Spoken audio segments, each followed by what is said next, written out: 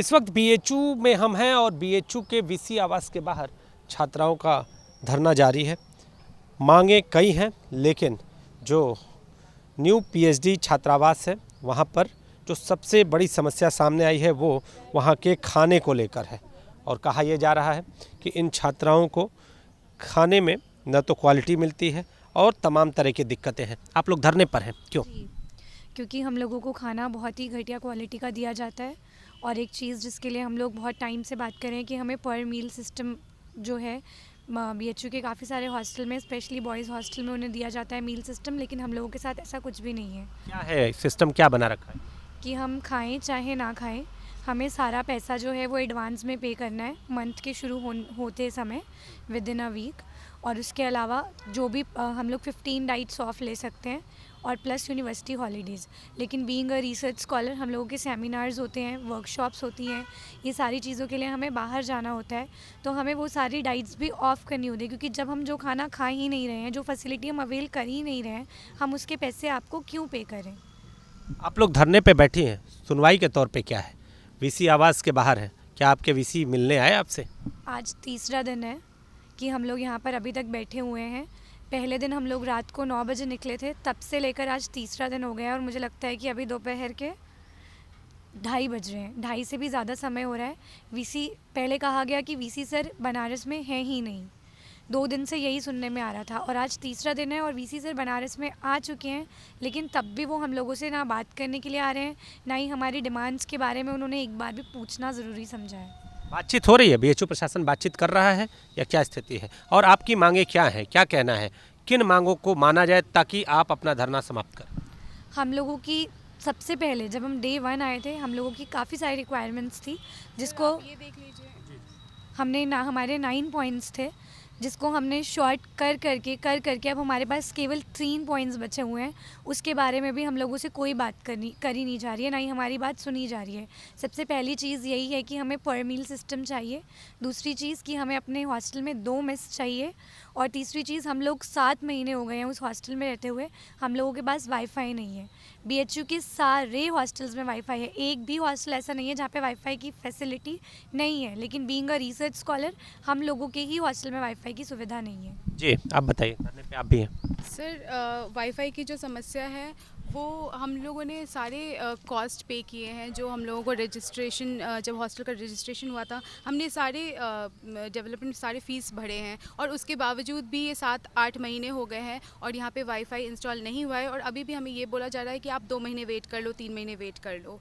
तो हमें समझ में नहीं आता हम कब तक वेट करें, क्योंकि इससे हमारा रिसर्च कॉम्प्रोमाइज़ हो रहा है। हमारे पास इतना टाइम नहीं है कि हम 1 साल ऐसे ही निकाल दें और फिर रिसर्च स्टार्ट करें। कोई बात करने आया आप लोगों से रात भर इस ठंडी में? ये देखिए, इस ठंडी में ये छात्राएं यहाँ पर बैठी रहती हैं। सर, हमें बात करने बस ये करने के लिए आते हैं कि कैसे हमें यहाँ से हटाया जाए, कि कैसे हम अपनी बातों को लेके कॉम्प्रोमाइज़ कर ले।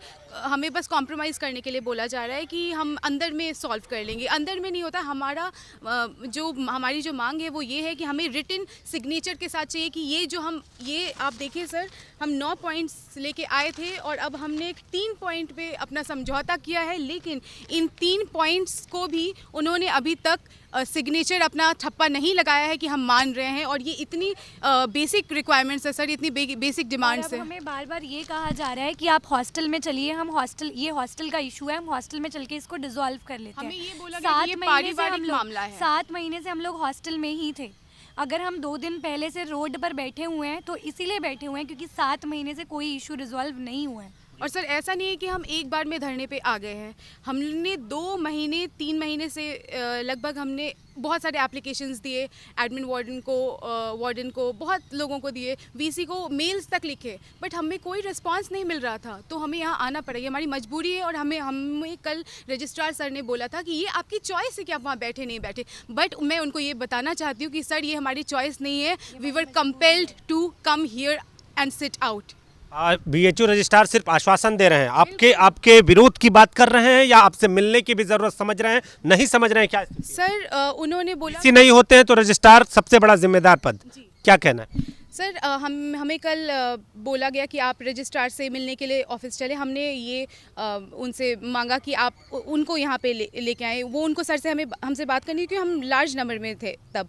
तो सर ने बोला कि नहीं, आप हमारे ऑफिस आइए, हम आपसे बात करना चाहते हैं। हम गए वहाँ पे, उन्होंने सारी बातें कर ली। 1 घंटे के बाद उन्होंने बोला कि हम बस आपको बोल सकते हैं, हम आपको कोई एश्योरेंस नहीं दे सकते हैं। उन्होंने कहा कि आप हमारी कुर्सी की इज्जत रखिए। हाँ, exactly। क्या आप इतनी सारी लड़कियों की इज्जत रख रहे हैं जो पहले दिन से रात के 9 बजे से बाहर हैं? उन्होंने ये बोला कि कुर्सी की इज्जत रखिए कि हम वहाँ तक नहीं जा सकते हैं। आप एक बात बताइए, अगर जो वीसी सर हैं, रजिस्ट्रार सर हैं, अगर ये स्टूडेंट्स के लिए नहीं है तो ये किसके लिए है? तो बीएचयू रजिस्ट्रार हो या बीएचयू के वीसी हो, ज़रा सुन लें इन छात्राओं की व्यथा और इनकी मांगें। आपके आवास के बाहर ये छात्राएं धरनारत हैं। 3 दिन हो चुके हैं लेकिन फिर भी सुनवाई नहीं। आखिर इसके पीछे क्या कारण है? क्यों आप अपनी ही छात्राओं से दूर हैं? अगर आप बीएचयू के वीसी हैं तो इनसे मिलने क्यों नहीं आते? अगर आपके रजिस्ट्रार इनको अपने पास बुलाते हैं और 1 घंटे बाद ये कहते हैं कि सिर्फ हम बात कर सकते हैं, हम कह सकते हैं और हमारी कुर्सी की इज्जत रख लीजिए, क्या सिर्फ कुर्सी की इज्जत रखवाने के लिए वो बने हैं या फिर इन छात्राओं की मांग को लेकर कोई सुनवाई आगे होगी? ये बड़े सवाल हैं। कैमरामैन विशेष के साथ नीतीश कुमार पांडे, एबीपी गंगा, वाराणसी।